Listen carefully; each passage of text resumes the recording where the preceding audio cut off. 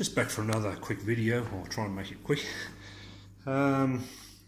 Just sandblasting those parts I showed you in the previous video, just to take you over and show you actually quickly in the sandblaster. So you remember this part that was the aluminium, or the cast aluminium part that was had the grey paint flaking off it, and that was the cover over the top. So as you can see, it's sort of come up pretty good. Just a bit of moisture there, just in that spot there, so it does dry it out pretty well. The paint that I use, I can paint straight over this, which is good. I just need to wipe it down with Prepsol first, just to get rid of the dust, and then just mask up these holes here, just so we don't get any spray inside. I want to try and keep the silver look inside. I don't need to get any overspray in there, so I'll just mask up any interior holes. Give that a quick wipe over with some Prepsol, get rid of all that dust in there.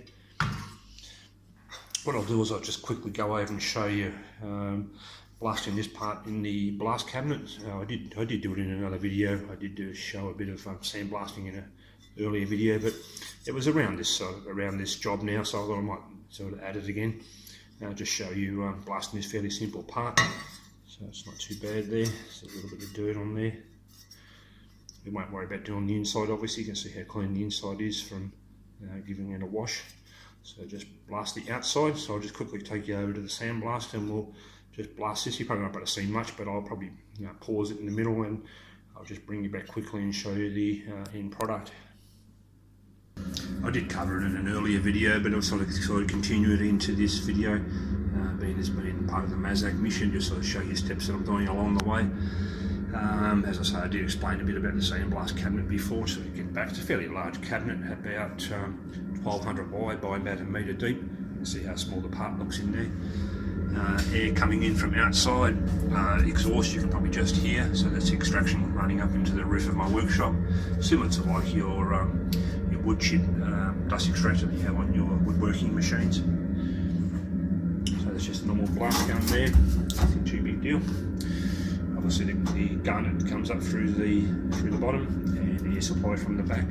So I'll just quickly blast this part to show you a little bit of it, and I'll just bring you back. As you'll see, it won't last long. It'll get pretty cloudy in there from the garnet. Makes a lot of dust. So I'll just get it started and I'll bring you back to show you the finished part.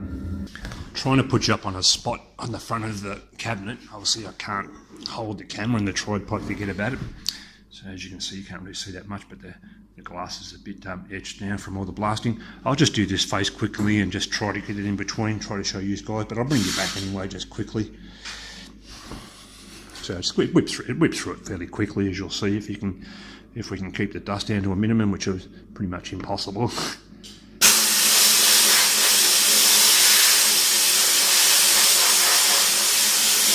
as you can see, it just rips the paint off, but it is a fairly easy surface to clean, being aluminium.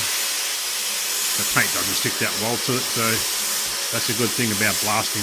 It gives a nice etched surface for the paint to adhere to. So just go around. If I'm just ripping the paint off, it takes nothing. I just want to try and get into that surface a little bit. You pretty much can't see anything now. So it didn't last very long, did it?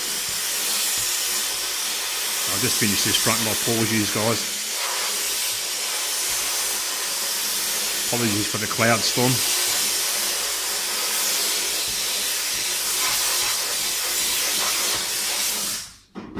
Okay, I'll just pause you guys and I'll bring back the finished part for you. So just bringing you back just to show you that part. As I say, you couldn't see much anyway, just gotta be careful not to get too much. My hands are a little bit sweaty from having my hands in the glove, trying to touch the surface.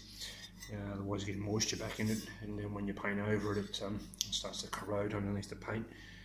But that's very much the finished job. I wasn't sure whether to show you this. I suppose you'd call this video 3. I guess I wasn't really thinking to show you this part. I was going to jump to the motor, but I thought, no, the sandblast is something you guys are interested in, or bead blasting, whichever way you want to call it. Just a matter of just changing the medium in it. Medium in the blast cabinet, but you can see how good that's come up. It took about probably 3 minutes to do that, probably 2 to do it quick. But I did go around and just detail all the little edges, just to make sure I got it all covered. So I want to get everything off. And what I'm trying to do is just etch the actual surface so that I can get a nice bonding for the paint. So the only thing I've got to do now is give it a wipe over with Prepsol, just to get rid of that dusty surface, and then just spray it and then let it dry.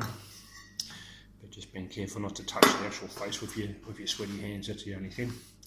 Especially with aluminium, even steel, you be careful with the moisture on your hand, but and being a bit pedantic. But it's just a bit of a precaution if you're ever doing blasting, trying to touch the surface with your hands too much.